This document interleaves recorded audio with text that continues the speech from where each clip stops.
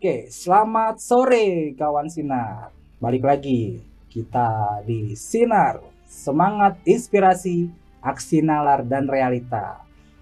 Kemarin kita sudah mendatangkan narasumber dari tempat fitness, tepatnya manajer tempat fitness nih, dan kita ngobrol-ngobrol soal lifestyle. Dan sekarang hari ini, sore ini, saya Sinar datangan dari inspirator rohani dan juga entrepreneur. Dan kita sambut ada Pak Daniel. Apa kabar Pak? Halo Mas Bro. Siap. Kabar semangat. Sehat ya Pak ya? Sehat selalu. Siap. Pak, ini kita sekarang lagi bisa Pak ya, kita akan ngobrol-ngobrol. Dan ini kan Bapak backgroundnya dari inspirator rohani. Yes. Dan juga entrepreneur. Yes. Bisa kita ya sedikit berbagi lah Pak ya, kira-kira berbagi sama kawan-kawan Sinar. Nah, sekarang mohon diperkenalkan sedikit banyak tentang Bapak dan juga backgroundnya. Silakan Pak. Mantap. Sekali lagi selamat berjumpa dan salam kenal kawan-kawan Sinar. Saya Daniel Benjamin dan saya dapatkan privilege ataupun hak istimewa nih bisa ada di Sinar dan bisa juga kenalan sama kawan-kawan Sinar. Dan saya ingin berbagi inspirasi bagaimana ternyata perjalanan hidup itu kadang-kadang kita sebagai manusia hanya satu arah aja ya Mas ya. Betul. Tapi ternyata di tengah-tengah perjalanan sesuai sama kehendak yang di atas tiba-tiba bisa bukannya berbelok, tetapi justru bisa punya cabang-cabang yang tadinya kita nggak sangka, tapi malah bisa berkembang. Jadi disitulah saya boleh berbagi pengalaman dan juga boleh berbagi sebetulnya konsep hidup ya. Betul. Dan terutama buat generasi-generasi muda ini. Betul.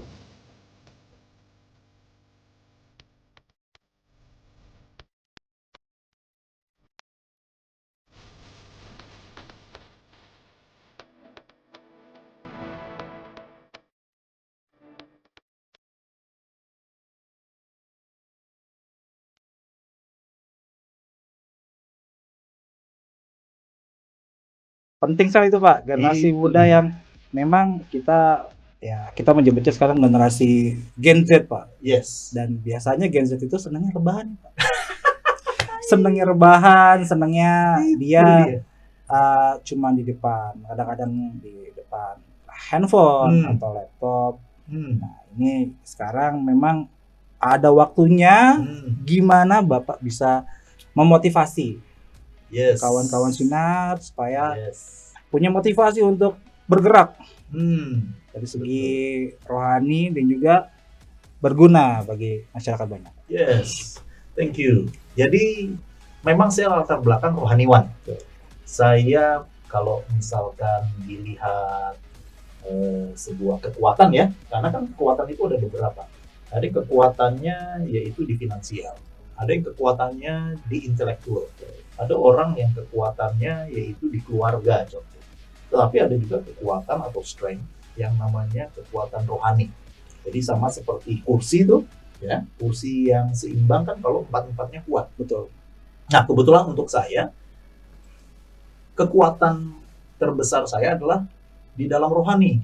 Nah, jadi keunikan orang-orang yang rohaninya kuat adalah dia tahu tujuan hidup, dia sangat bergantung dengan pencipta, dia sangat kuat di dalam bagaimana bertanggung jawab kehidupan dirinya kepada pencipta dan juga bertanggung jawab hubungan dia dengan sesama.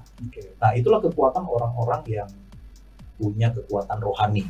Nah jadi memang saya sebagai rohaniwan merasa sangat penting sekali kekuatan rohani ini. Terlepas dari namanya merek kepercayaan, terlepas dari yang namanya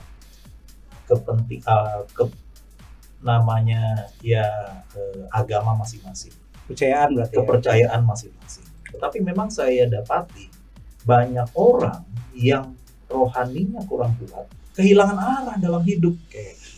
Jadi ada bisnismen ternyata dia lemah di dalam kekuatan rohaninya, bisa melenceng tuh. Iya kan? Ada juga orang yang di dalam profesi, saking mengejar profesinya tanpa kerohanian yang kuat, tiba-tiba bisa putus dia punya kesehatan karena hanya kejar yang namanya profesi. Dan banyak hal juga ternyata saya perhatikan kekuatan rohani itu penting kita sebagai manusia. Berarti memang bisa jadi disebut disitulah. kekuatan rohani itu sebagai dasar Pak ya. Bapak bisa kita sebutkan sebagai dasar atas Yes. segala-galanya gitu kira-kira Pak ya. Buat saya itu adalah dasar dan awal dari segala sesuatu, tetapi juga yang menentukan end result kita, ujungnya sampai di mana. Pernah lihat dong ada ilustrasi begini, kayak apa namanya, ilustrasi kehidupan bayi. Setelah bayi apa? Sekolah. Setelah sekolah apa? Setelah lulus kerja. Setelah kerja apa? Berkeluarga. Setelah berkeluarga akhirnya naik jabatan. Setelah naik jabatan ujung-ujungnya RIP kan, rest in peace. Nah, jadi apakah hidup hanya sebatas itu aja? Nah, jadi kerohanian saya melihat bahwa tujuan kita hidup itu lebih daripada sekedar mengulangi repetisi orang tua kita, generasi kita yang sebelumnya. Nah, itulah kekuatan rohani sehingga apapun yang kita lakukan, kita tahu ujungnya. Apa ujungnya? Dan pasti tujuannya juga sangat kaitan dengan moral. Bisnis tanpa Tuhan pasti bisnis yang tidak bermoral. Betul. Iya kan? Profesional tanpa Tuhan hanya sempit, hanya mementingkan ego sendiri. Nah, itulah kekuatan kalau saya lihat terutama buat generasi-generasi muda, banyak sekali yang sedang mencari jati dirinya tetapi tidak punya kekuatan di dalam hubungan dengan Tuhan. Banyak juga yang akhirnya putus asa, banyak yang akhirnya kehilangan arah, terutama sekali lagi generasi Z, Gen Z, yaitu tidak punya arah dan tujuan yang jelas. Nah, kira-kira begitu. Ya, Berarti memang atas dasar ini, nah berarti bisa dihubungkan betul ya dengan rohani yang kuat. Atas dasar rohani yang kuat, berarti kita juga bisa menjadi seorang entrepreneur yang kuat juga, gitu kira-kira. Buat saya itu dasar dari segala-galanya. Itu yang membedakan kita dengan istilahnya orang-orang dunia dalam tanda kutip yang nggak mementingkan semua bisnis yang penting bisa dapat cuan, itu dijalanin. Nah, itulah yang membedakan. Makanya ada dunia gelap, ada dunia yang terang kan istilahnya. Nah, kalau orang tanpa Tuhan, mau di dunia gelap juga dia mainin gitu kan. Mau burem-burem juga dia masuk. Kenapa? Karena nggak ada Tuhan di dalamnya, dalam hidup. Buat saya itulah yang memberikan kita guidance, memberikan kita tuntunan. Makanya itu yang membedakan kita bisnis Spanyol atau benar gitu kan, separuh nyolong atau enggak. Nah, itu kan yang membedakan hati nurani kita di dalam. Itu yang menurut saya itu adalah dasar sebelum, terutama anak-anak muda ya, yang sekarang kan sedang gembor-gembornya entrepreneurship. Gembar-gembornya yaitu berwira swasta, pensiun dini, dan sebagainya. Itu sangat penting, tetapi dasarnya adalah yaitu apa tujuan kita hidup, dan tentu sangat berkaitan dengan pencipta. Berarti memang di sini yang menjadi pesannya adalah memang anak muda, khususnya anak muda Pak ya. Kita sebut anak muda sekarang. Anak muda yang memang ingin masuk ke dunia entrepreneur harus punya landasan yang kuat atau dasar yang kuat, kira-kira gitu. Karena begini ya, namanya entrepreneur kan kalau yang manis-manis kita suka denger ya kan. Tapi saya bedakan antara entrepreneurship dengan profesional contohnya. Kalau profesional ada masalah di kantor, masih ada manajer di atas. Kita tinggal lihat Pak, ya kurang apa sih, salahnya apa. Lihat ke bawah ada anak buah. Tapi masuk ke entrepreneurship, lihat atas cuma ada awan. Lihat ke bawah cuma ada tanah. Dia bertanggung jawab dengan diri sendiri berarti itu Pak ya. Mau pegangannya apa? Justru menurut saya orang-orang entrepreneurship harus punya pegangan yang kuat, yaitu yang pencipta langit dan bumi ini. Kalau nggak ada, tiba-tiba yang namanya entrepreneur kan kita bukan cuma bicara profit dan pengembangan. Yuk kalau bangkrut model bagaimana? Betul. Yuk kalau tiba-tiba kekurangan modal bagaimana? Betul. Lihat ke atas nggak ada direktur, lihat ke atas nggak ada manajer. Kita jadi manajer sendiri, jadi direktur sendiri, jadi tukang ngepel sendiri. Betul. Jadi semuanya kita kerjain. handle. Betul. Nah, karena nomenklaturnya seperti itu, bagaimana coba kalau nggak ada Tuhan? Ya kan? Makanya saya ada tagline, life is a gamble without God. Hidup ini seperti lempar dadu kalau nggak ada Tuhan di dalam hidup kita. Cakep ya kawan-kawan Sinar. Saya berdoa lagi. Rohaninya keluar. Ini tapi kan nggak apa-apa, semua orang harus berdoa ya kan. Iya, Jadi betul. saya sungguh berdoa bahwa kita semua dapatkan esensi ini. Betul. Yes, gitu Mas Angga. Oke Pak, kita tadi dari ngebahas dari rohani ya. Nah, untuk sekarang soal entrepreneur Pak. Untuk dari Bapak Daniel sendiri itu bisa dicetaknya Pak. Usaha apa sih Pak? Kira-kira Pak. Yes, saya sekarang bergerak di usaha di makanan ya. Jadi di F&B, food and beverage, dan memang atas kehendak yang di atas, kalau saya lihat ini cukup menarik perjalanannya, karena memang pertama-tama saya memulai itu dengan sesuatu yang nggak masuk akal. Nggak masuk akalnya, nah ini sedikit saya awali dengan pergumulan batin dulu. Jadi pergumulan batin seorang rohaniwan begini kawan-kawan Sinar, yaitu selalu ada konsep yaitu dikotomi. Dikotomi itu, kamu tuh rohaniwan, ya udah jalurnya di situ aja, jangan urus-urus nih yang namanya burem-burem dunia begini, penuh dosa, penuh permainan, penuh apa. Nah itu yang betul-betul saya harus jujur, saya takut bukan masalah takut bangkrut, itu mah urusan belakang. Tapi pertanggungjawaban saya, hidup saya ini di depan dia di pencipta. Betul. Tetapi ternyata ketika saya merenung dan saya dapatkan pencerahan, justru itu yang memberikan saya kekuatan. Nah disinilah kalau saya bilang entrepreneurship itu penting. Jadi entrepreneurship adalah mengenali diri sendiri dan jati diri. Ketika saya bisa berdamai dengan diri sendiri, dengan hal tersebut, buat saya ketika saya melangkah pasti harus berhasil karena ada Tuhan. Pasti ketika saya memulai pasti ujungnya sudah dijamin bahwa ada keberhasilan. Itulah kekuatan seorang yang rohani. Nah jadi itu awalnya, dan setelah itu saya memulai dengan sesuatu yang nggak masuk akal. Jadi saya kan domisili di Jakarta.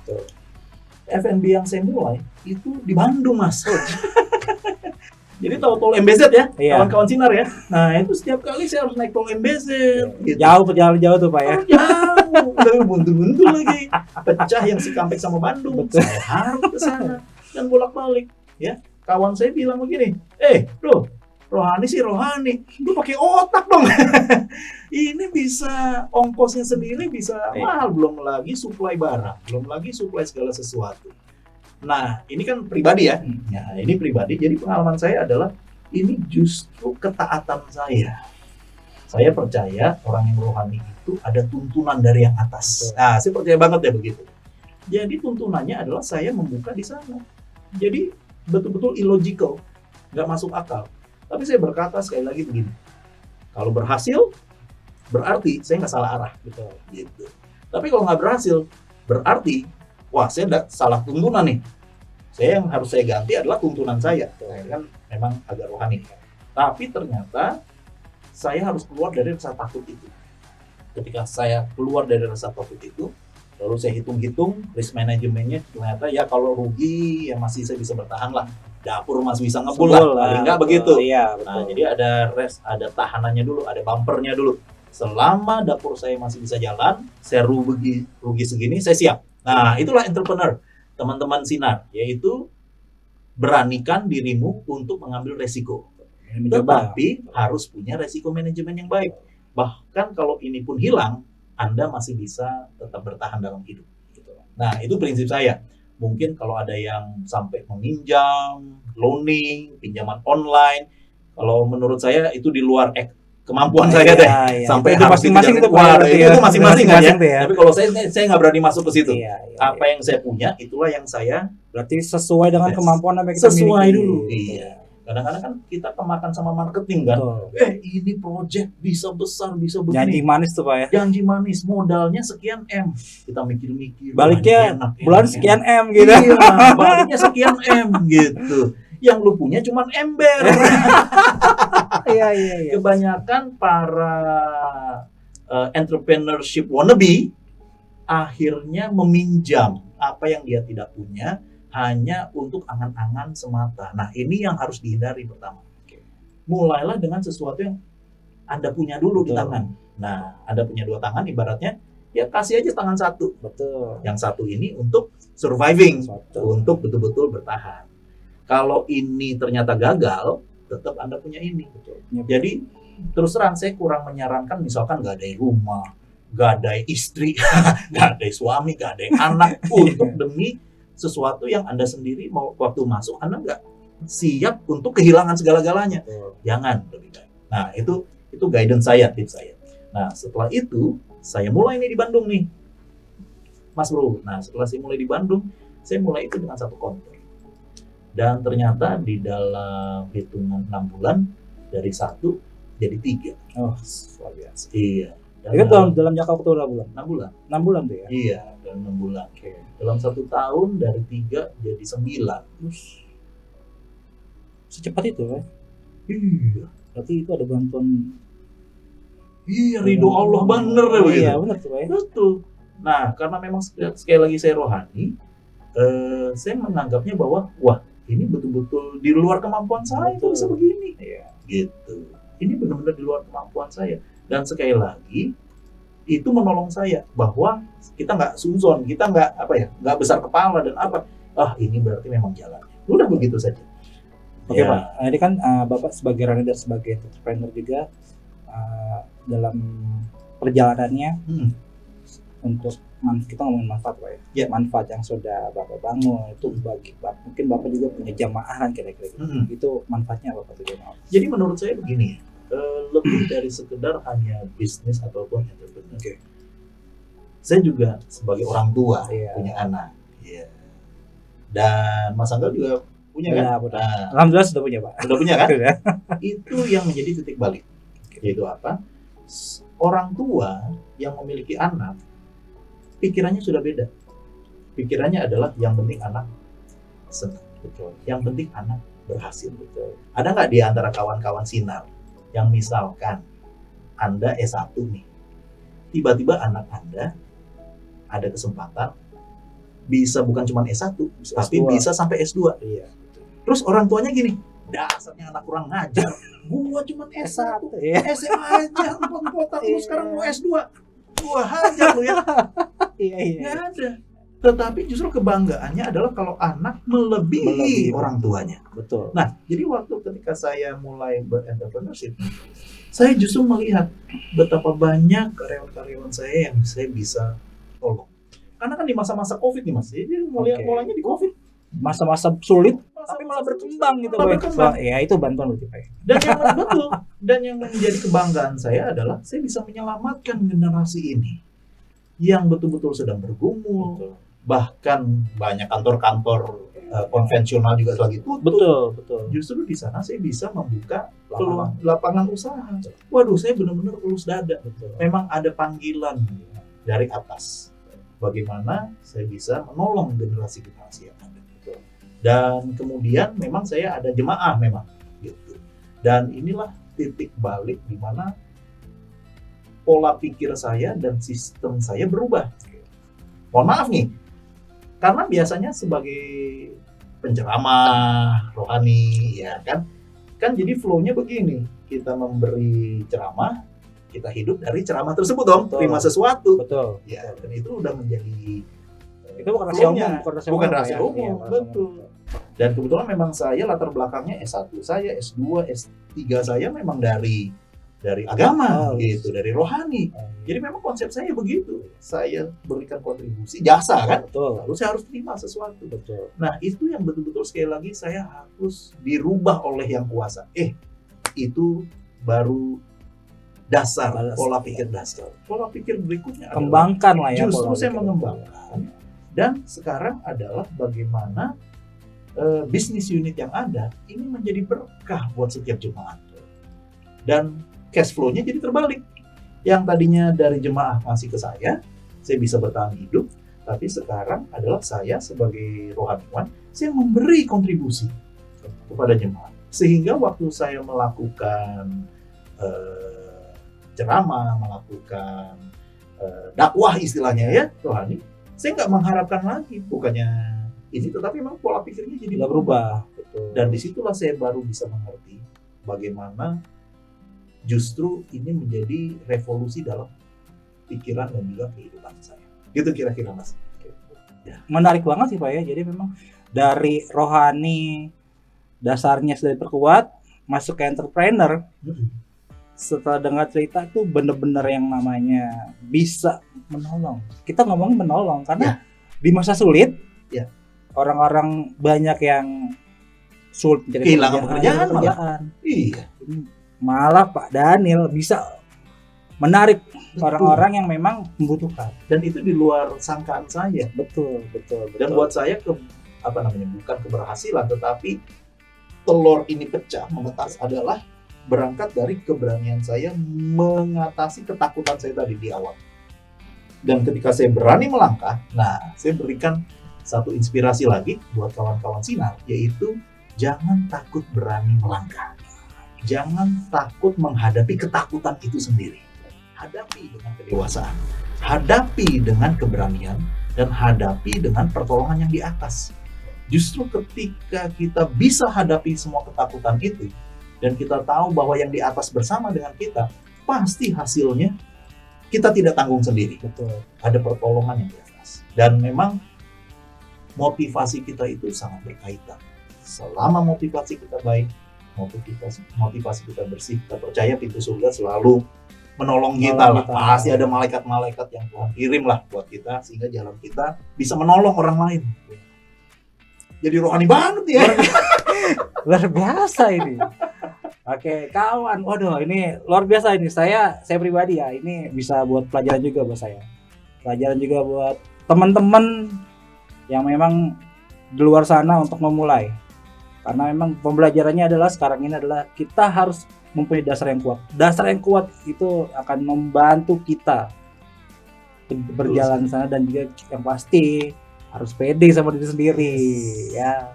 Jangan malas bergerak, jangan malas berdoa, kan gitu Pak ya. Betul sekali. Gitu. Dan saya bisa bilang begini bukan karena saya pembawa ceramah, karena saya alami sendiri betul-betul. Iya kan, saya alami sendiri, saya bisa menanggung semua risikonya dan saya jalani. Jadi saya bukan lip service gitu. Tapi ini yang saya bisa bagikan ke kawan-kawan Sinar semua.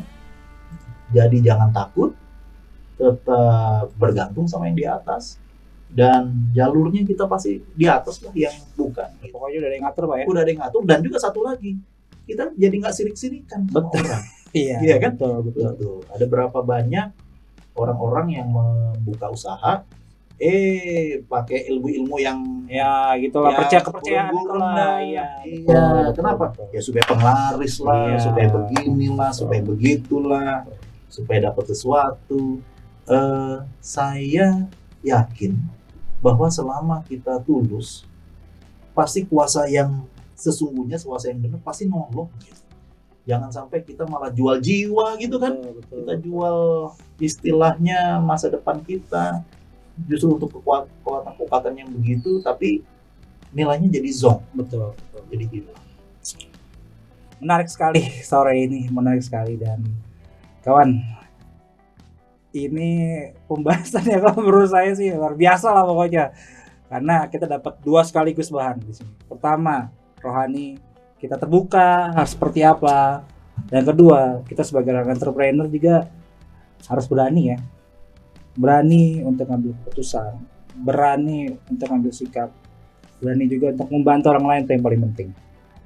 Gitu. Oke, Pak Daniel, terima kasih waktunya, terima kasih banyak. Terima kasih sekali sudah join bersama-sama dengan Sinar. Semangat, inspirasi, nalar, aksi, dan realita. Semoga ini bisa jadi inspirasi bagi kawan-kawan Sinar di sore hari ini. Oke, saya dengan Anggada dengan Pak Saya Daniel. dengan Daniel Benjamin. Oke, selamat.